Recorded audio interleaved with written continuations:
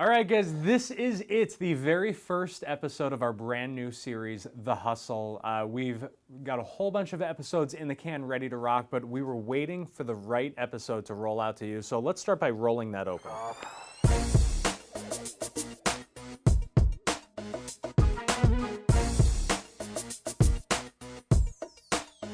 All right, guys, I want to welcome you to the show, The Hustle, where we feature expertise, advice, guidance on marketing topics, business development topics for business owners and entrepreneurs and executives. I want to welcome you to this episode with my special guest, JR. JR, tell everybody who you are. I am the chairman of the Connecticut Republican Party. So I'm the guy in charge of the party here in Connecticut. Now, most of you know that I completely avoid politics when it comes to business, not at all. But JR, this has been quite the interesting election, huh? It has. I can honestly tell you, when I took the job, I didn't think that, it's really interesting during a presidential year because you get to do a lot of really fun things, you get to go to the convention, but this has been one of the wildest years I've seen. And I've been doing politics in Connecticut on this level probably for 15 years. And this has been one of the craziest years I've ever seen. So give everyone a little background about you, about how you got into this position. So truthfully, I'm from Derby, Connecticut, born and raised, blue collar. And I was fortunate enough to go to Trinity, played football there. But while I was there, I did I don't even think you know this. I was a dancer on a show called Direct Effects, and I did some stuff for MTV. Come on. I swear to God. And the executive director of the state party, who had a relationship with my father, was like, I was still in college at the time, was like, hey, do you want an internship? And I really wasn't that political. I was like, sure.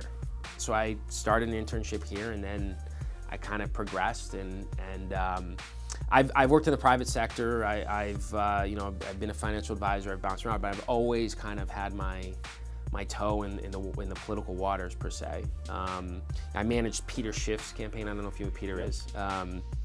That was a great experience. I'm actually the one that came up with the slogan "Schiff Happens." And then I ran Tim Herbst Treasurer's Race I actually ran it with a group of really solid people. And we managed to really make some noise, and Tim almost pulled it off to knock off one of the highest vote getters in 2012. Came this close. So then I decided to run for chair. And it's an elected position. But you're not old. Well, it depends on who you ask, right? In this arena, though, I mean, you're a young guy. Yeah, I'm the second youngest chairman, or third youngest chairman in the country. So why don't we start there? What's it like being on the younger end of the spectrum in the political arena? Well, it's twofold. I think there are people that really love the energy and my willingness to work as hard as I do. I mean, I think in 2015, I did over 10,000 miles traveling the state. It was 432 meetings, which someone pointed out, that's more than one a day.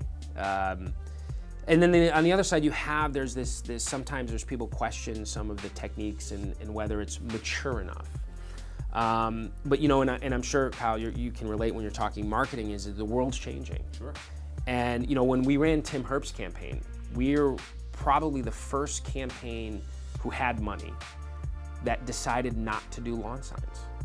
Wow. We did not do any lawn signs. We in fact poured it all into data and digital. And it was funny because he outperformed our candidate, who didn't have lawn signs, outperformed everybody else. Targeted advertising. Targeted advertising, targeted communication. Well, I mean, look, we don't have to look any further than Ohio in this current election. So Trump wasn't spending a dime on traditional in Ohio, and Trump and Clinton were running neck and neck. I mean, there has been a paradigm shift in how people are consuming content, consuming advertising, and I don't think anybody has ever in the history of politics done it more effectively in some regards than Trump. Yeah, well, it's one of those fascinating things where we are truly in the Wild West, because I worked for the Koch brothers before, and they spend a ton of research on the best way to use money, right? They actually spend money on figuring out the best way to do things, and right now it's still kind of, is Twitter effective? They're still kind of in the Wild West in the best way. Sure. And how to utilize all these assets. But it is a really, really fascinating time, because I've said this often too, and this is what I think's helped Trump. years ago, the old adage, you never want to pick a fight with someone that buys ink by the barrel, Yep. right? That's that old saying. But the problem is we all buy ink by the barrel now. Right. So anything the New York Times says, anything that a newspaper says about me, I can immediately respond on Facebook. I can reach 1,000 to 10,000 people with the truth or an alternative message that didn't make it in the article. And that is uncharted. And I don't think newspapers have picked up the fact that we can do that now. Well, I think they're busy just trying to stay alive at this point.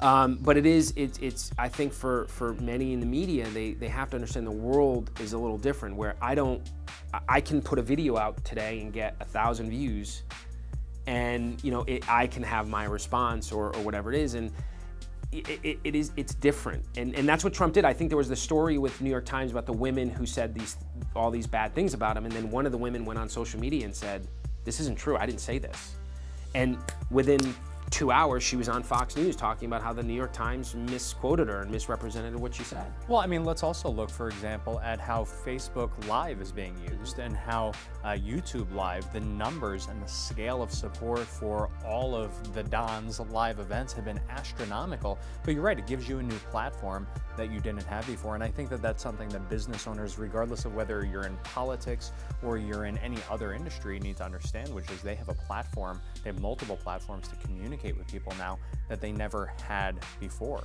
Well, and the interesting part about it is that when it comes to that communication, what people have to understand, whether it's a business, whether it's political, is it can't always be business content. It can't always be political content. So like one of the things that I've asked for was when I ran for state rep, I have a couple funny stories about interactions at the door, and they're human. And so we're encouraging candidates to tell those funny stories, kind of do a Facebook Live, do these types of interactions, because people are interested in you as more of a person. If you constantly talk politics or if you constantly talk about your business, you're not going to have the same impact. Sure. Well, I think storytelling, I've got to hand it to the Democrats. Storytelling is something that they have done a much better job of than the entire Republican Party for the last God knows how many years. We were talking about this earlier, they identify the victim and they turn that into a narrative.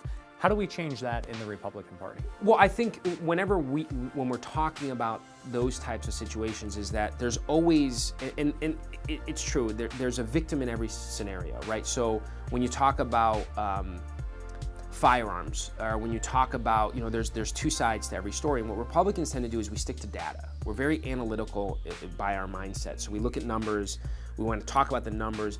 And I always kind of joke when I have some liberal friends who are like, Republicans don't believe in science, talking about the environment. And my reply is, well, neither do Democrats, because last time I checked, math was a science, right? But the truth is we have to get away from communicating that way, because we do care about people, but we don't express it in a way that people understand. So when we're talking about minimum wage, I don't want adults working minimum wage. You can't support a family on minimum wage. I get that, but minimum wage we cannot sustain a $15 an hour minimum wage. It will not help so a person gets a raise, they think life's great, but all of a sudden milk's more expensive, gas is more expensive, your groceries are more expensive. So you're exactly in the same position you were in, but who didn't get a raise? The middle class. And now they're paying higher prices for all those goods, and now they can't save money, they can't pay off debt. So what we have to communicate is, how do we lift people out of jobs that are minimum wage jobs?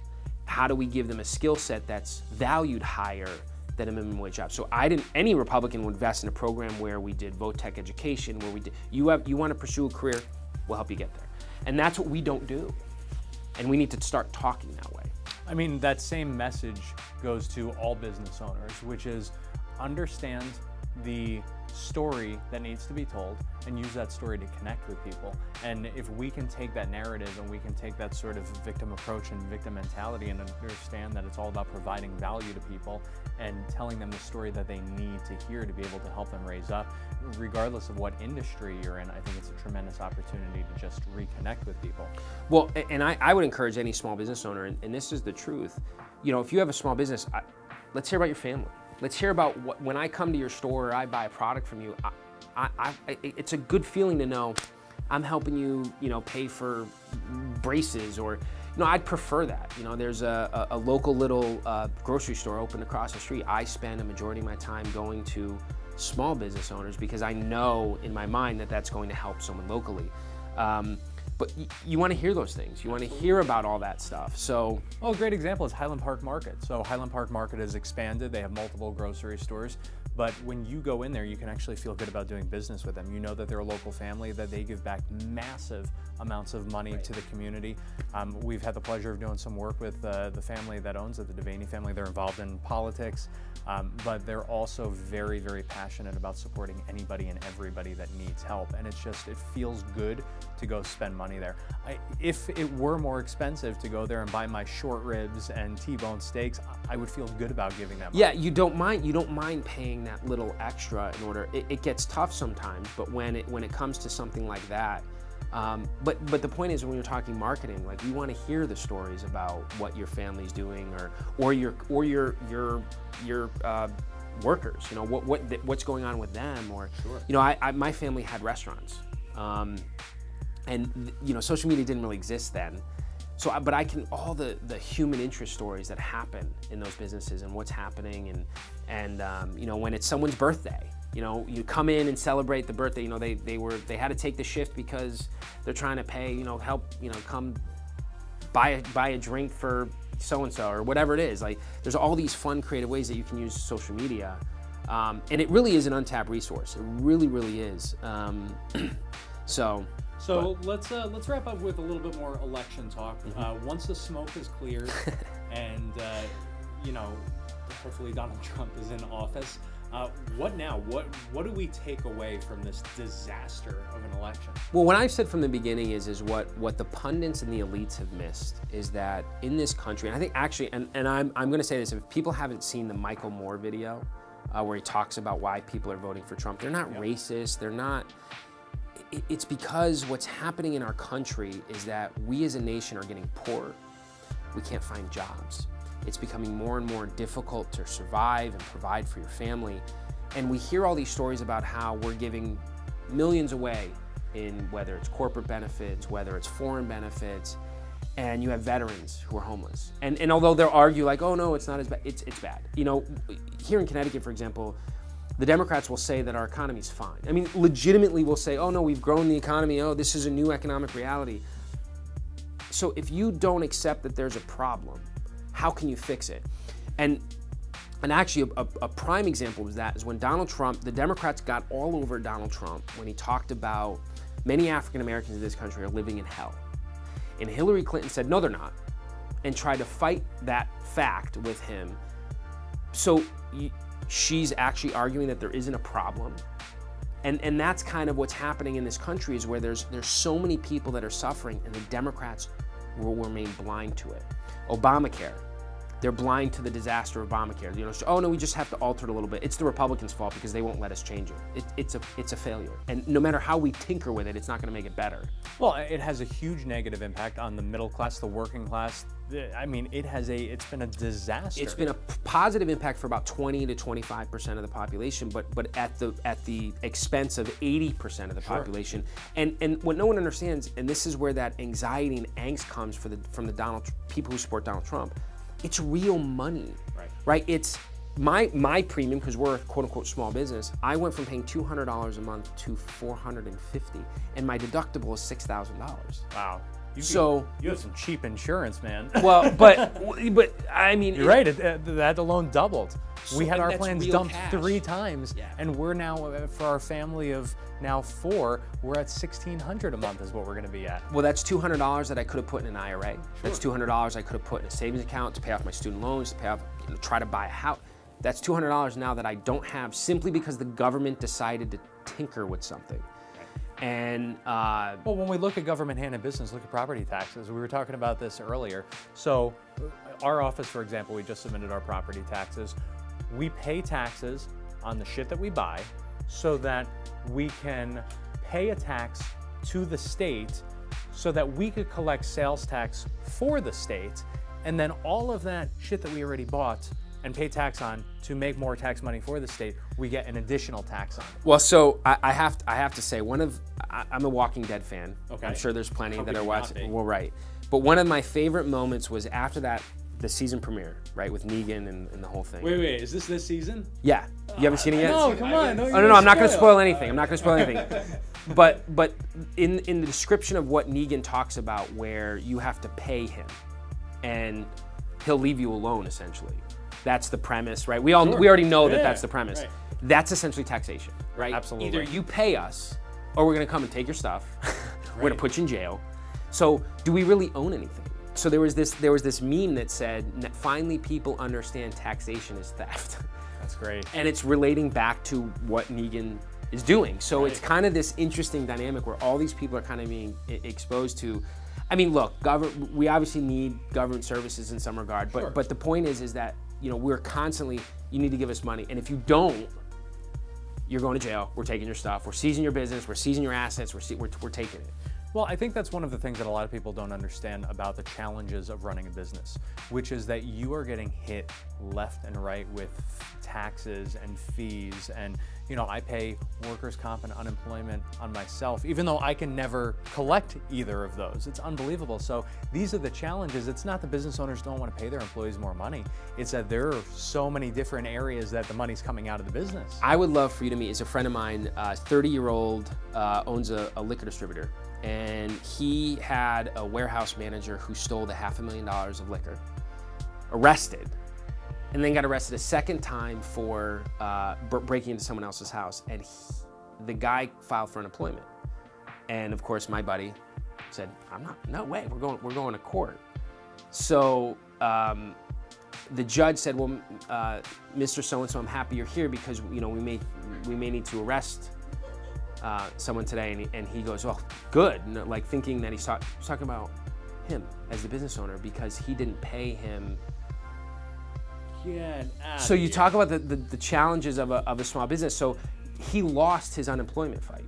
He had this guy stole $500,000 from him in liquor, sold it in the black market, and then filed for unemployment, and my buddy lost. And you wonder why it's so hard to do business in this state. And you wonder why the challenges and difficulties of being a small business. When you think about that, and he's like, it doesn't matter that he was arrested. It doesn't matter that he's going to go to jail for this. You need to pay him. Well, I mean, we had one of our clients, actually, he owns a high-end floor company, and he said to his employee, listen, you keep the showroom open. I'm going to go down to a show at Mohegan Sun. It was a flooring show, and I'll probably just come back tomorrow, so just lock up at 6 o'clock. So he gets down to the show at Mohegan Sun. It was a total bust for him, so he comes back up at 1 o'clock. The place is locked up. So he goes in there, and he's looking around. No, even better. He finds his employee passed out drunk under the desk, empty bottle of Grey Goose, and a sleeping bag. So he says to her, get the hell out of here, you're fired. So she files for unemployment. They said, you know, she claims that you were mean to her when you fired her. And he said, yeah, I said, get the hell out of my business, you're fired. And they said, well, that's unacceptable. We're granting her the unemployment. These are the challenges that business owners face. I mean, here in Connecticut, it is particularly challenging to do business, but I'm sure that we see this in a lot of liberal states. So, you know, when that narrative comes out, which is that business owners don't care about employees, I think it's important that people understand that business owners have so many challenges like this that they face, that we're all about giving back, but we need a little bit less government hand in that to be able to do so. Yeah, the government shouldn't be impeding business. It should be promoting it. And it almost feels like they take an adversarial approach to every business. Sure, there's bad business owners. There's bad people out there. But a vast majority of small business owners are not bad. They're fathers and mothers and sisters. And I mean, these are people that are just trying to take a little piece of the American dream for themselves and do something with it. And the government says, yeah, but you got to do it our way, or we don't like the way you did it. You know, it's ridiculous. And to the point is, I think you should reach out to a buddy of mine. I'd love to. Yeah, he's got an interesting story, and you know, he takes on the big distributors. It's interesting. But, so, any last words of wisdom for the people watching? Just you know, make sure you tell your story. Make sure that you know, when you're talking about a message that it's human, and be yourself. Don't try to be someone you're not, and you'll be better off for it. Any shameless plugs? Anywhere you want people to follow you? CTGOP. Actually, the website is www.ct.gop. You can go to our Facebook, Connecticut Republicans, or our Twitter page. You know, obviously we love interaction, and we do a lot of calls to action. So if you get annoyed at Dick Blumenthal or any politician, we'll get you a way to call him and tell him how you feel. And remember, in politics, there's right, which is conservative, and then there's wrong, which is liberal. So guys, thank you all so much for watching. Make sure to keep following future episodes of The Hustle. Make sure to follow us on Snapchat, The Silent Partner. Devon, if we could throw that up here. Follow us on Instagram, on Facebook. Hit us up with your guests, and we'll see you all next time. JR, thanks so much, man. Really appreciate it.